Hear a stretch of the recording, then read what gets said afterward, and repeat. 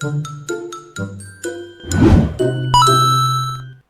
everyone! In this video I'll be reacting to one of the early uploads from a YouTube channel, the Game Theorists. I'm a huge fan of their work and I hope that you like their video as well. This video came out in 2014, so I think it's around 7 years ago. Let's go! Get ready to beat your face. Not that way. That way, cause we're about to serve up some fierce industrial glam JRPG realness. Wow. Are you serious?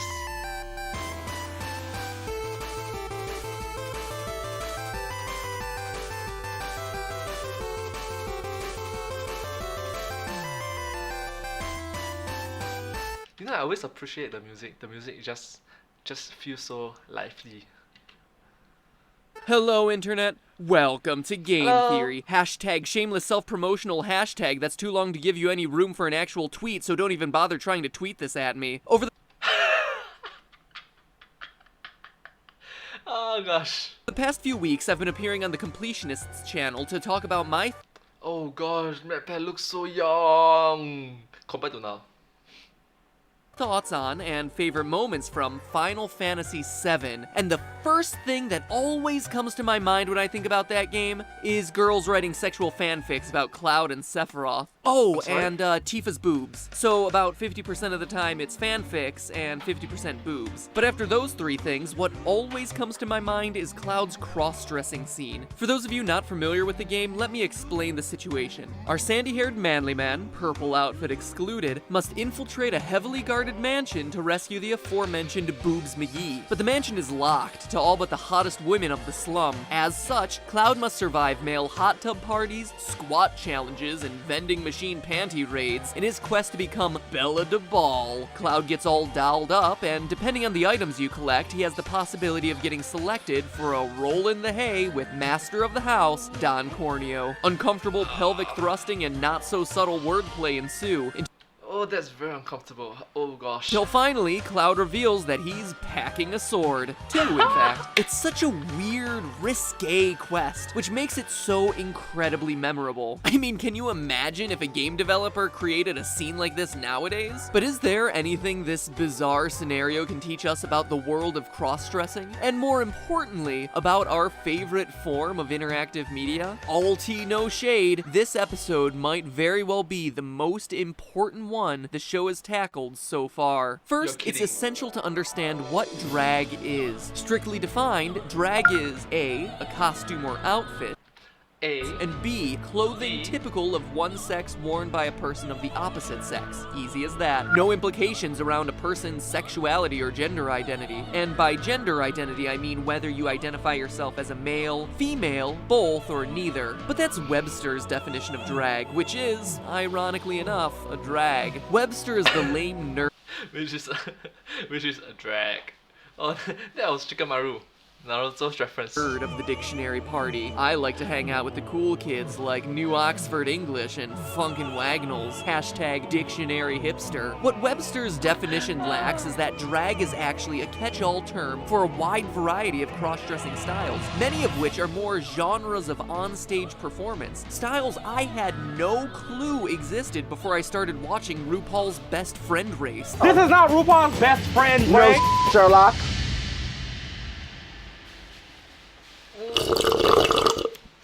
Sorry, RuPaul's Drag Race. One such style, the Club Kids. Whereas most drag for men is interpreting feminine looks and behavior, Club Kids outright challenge what we think of as typical male and female classifications. That's why they also go by the name genderfuck.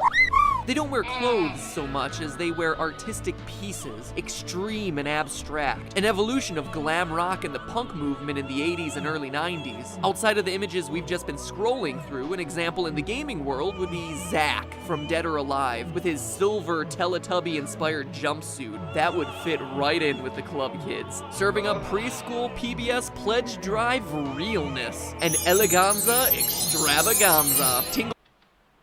Wow. Wow. Wow. You have got to watch this. Come on, you have got to watch this. From Zelda, his verdant cone-headed garb could also fit right into a club kid's closet. Moving on though, other types include camp queens, who are mostly geared towards comedy, and high drag, which exaggerate drag's already exaggerated portrayal of womanhood, with even bigger hair, bigger boobs and hips, and more extreme costumes. Interesting enough, Cloud actually falls into 2 drag styles based on whether or not Don Corneo chooses him. In the scenarios where he's not selected, Cloud would be considered in skag or bear drag. This is when someone dresses in female clothes while still retaining clearly masculine features like stubble, an unshaven beard, or a beer gut. The Magypsies from Mother 3 are a great example, as is Jean Armstrong from Phoenix Wright. The comedy here comes from extremely feminine clothing and hair clashing against highly masculine features like stocky bodies and facial hair. But if Cloud is successfully able to pass everyone's inspection, he's the epitome of a new and trendy style of drag.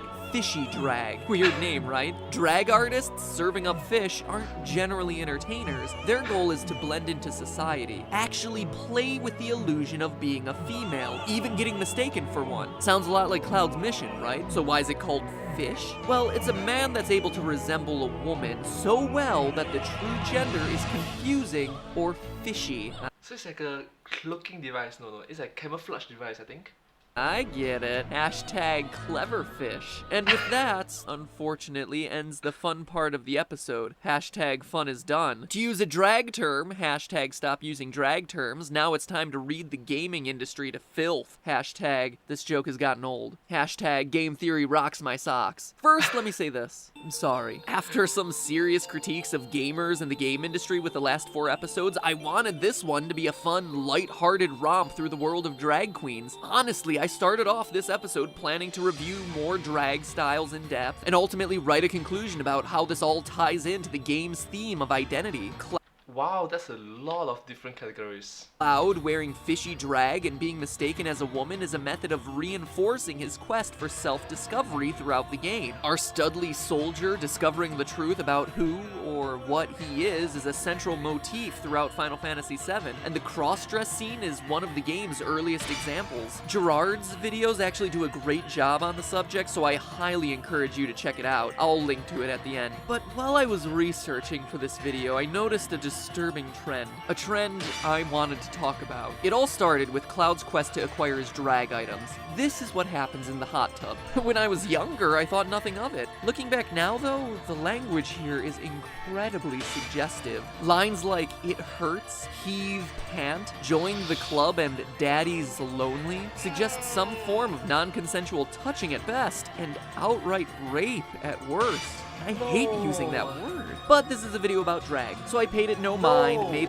No, keep it family, come on. a little note, and dug deeper into gaming's most famous cross-dressing and or transgendered characters. Here's the list I compiled. Let's see if you can spot a trend. Birdo, Flea from Chrono Trigger, Poison from Final Fight, Alfred Ashford from Resident Evil Code Veronica, and Mother 3's Magypsies. Any ideas? Villain, villain, villain, villain and out of his mind. I mean, just listen to that laugh.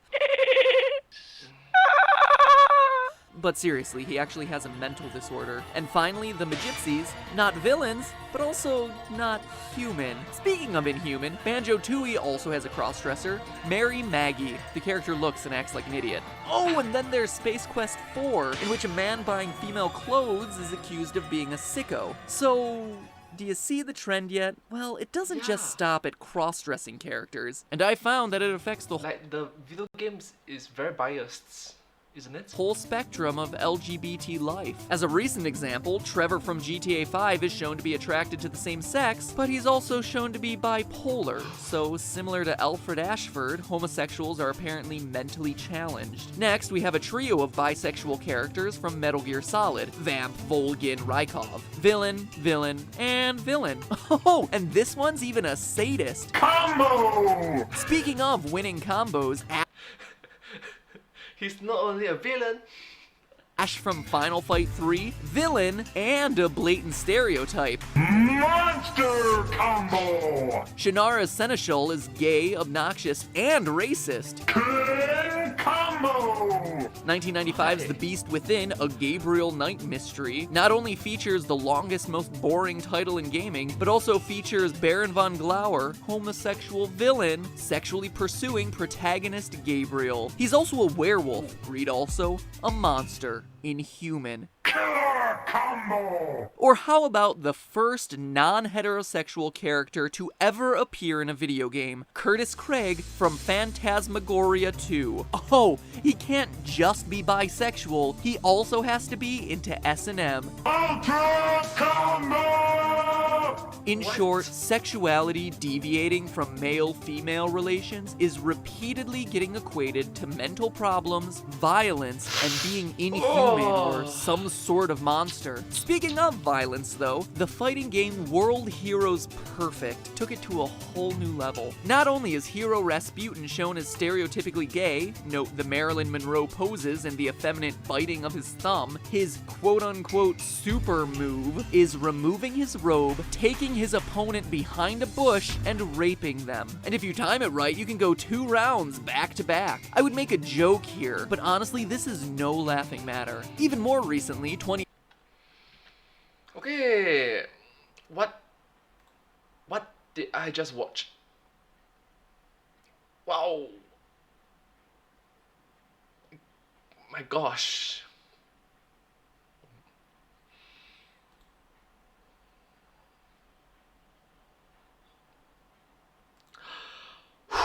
Okay, I'm back.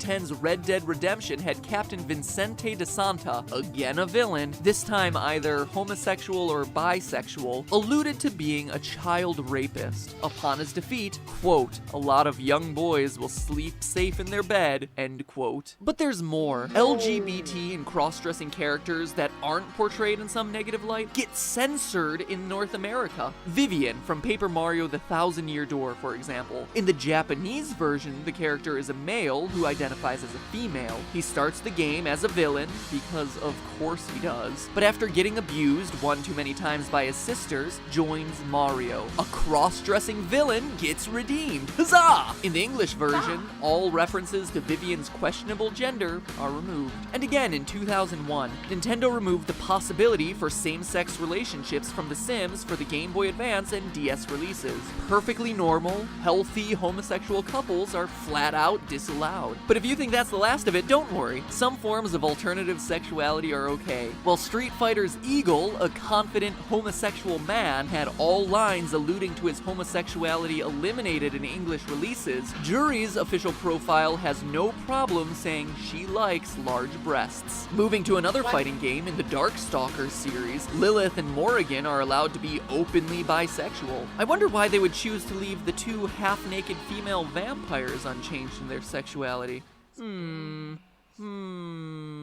Yeah, I got nothing. Mass Effect 2 had no problem with female shepherds sleeping with Kelly Chambers, but is a male shepherd allowed to date the male members of the crew?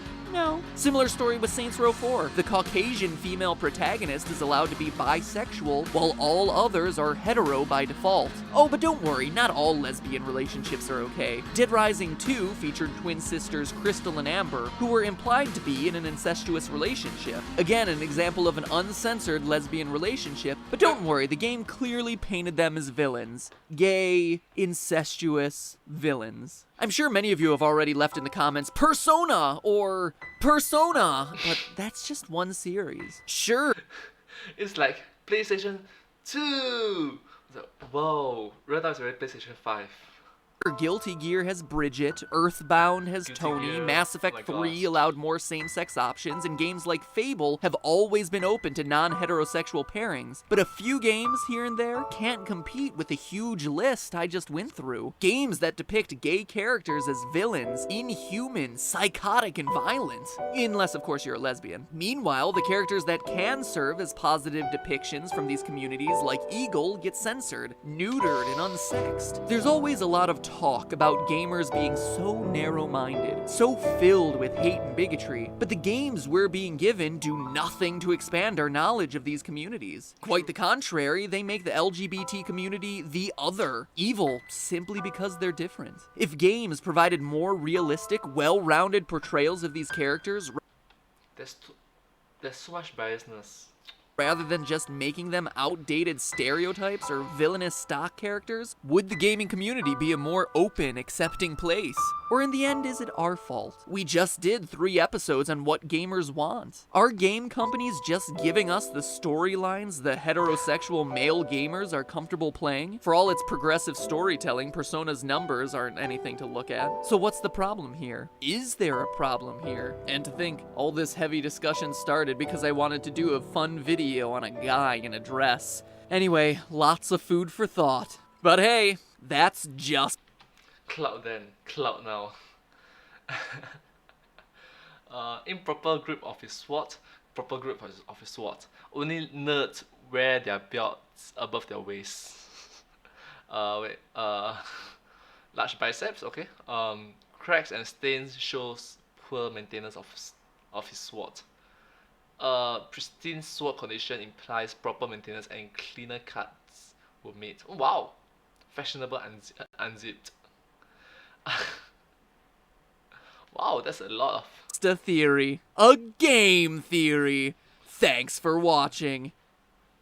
Welcome back to the Super amazing NCAR tournament! Super Amazing End Card Tournament, where the decision to subscribe is always the right choice. Last episode's pasta poll saw you evenly divided between spicy and smooth sauces, 40% to 40%. No chunky fans here, apparently. And back to the topic at hand. If this is a subject that interests you, there are numerous games out there that do address these issues. As I said before, Persona is an excellent example. Another one is Dysphoria. It's a small little flash game. Well, not so much game as it is a flash experience that appeared on the website Newgrounds a couple years back. Still up there, didn't go anywhere, Newgrounds is still around, but definitely worth checking out. Basically, it takes you through one person's gender transformation told through small little mini games, so definitely worth checking out. Oh, and by the way, I said I would link to Gerard's series of videos over here, so click on this for over an hour's worth of Final Fantasy VII goodness featuring yours truly. Anyway, so I've given you something else to watch on another channel and a video game to play. So there you go, friends. That's all for today. Something a little bit lighter next time.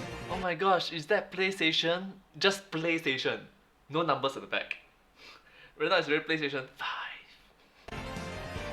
Wow, this really brings back memories. I don't have to be your friend to win this show. What? They just hurt at the back. What? They just hurt at the back. What the? Anyways, thank you so much for watching this video. If you do like this video, please consider to like, share, and subscribe to my channel, and comment down below if you have anything to share with us. The video that I just watched came from the YouTube channel Game Theorists. They are amazing individuals. Please show support and encouragement to them. They are really good. They produce really good content. Well, and I'm gonna see their catchphrase. And as always, but hey, that's just a theory, a game theory. Thanks for watching.